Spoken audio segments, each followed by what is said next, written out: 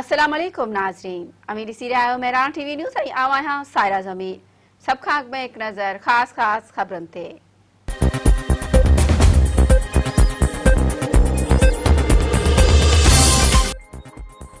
अमरीकी सदारती चूंड में वोटिंग खां पोइ ॻणप वारो अमल जारी। जो बाइडन जा नए अमरीकी सदर थियण जा इम्कान रोशन। जो बाइडन 264 इलेक्ट्रोल वोट खणी वरिता। कामयाबी लाइ सिर्फ़ 6 वोट घुर्बल। सदारती चूंड में डोनाल्ड ट्रंप 214 इलेक्ट्रोल वोट हासिल करे सघियो। डेमोक्रेटिक पार्टी जो सदारती उम्मीदवार जो बाइडन कामयाबी लाइ पुरउमीद। अमरीकी सदर डोनाल्ड ट्रंप नतीजा मुकमल थियण खां अॻु चूंड खे फ्रॉड करार ॾेई छॾियो।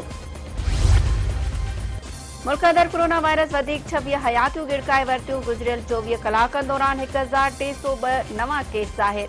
मजमूई तौर फोतियन जो अंग 6893 ऐं मुतासिरनि जो अंग 3,38,875 ताईं पहुची वियो। क़ौमी अवामी तहरीक जो कंदकोट खां कराची लाइ निकितल मोहब्बत सिंध बेदारी मार्च ॿिए ॾींहुं पंहिंजे मंज़िल तरफ़ रवाना हुआ।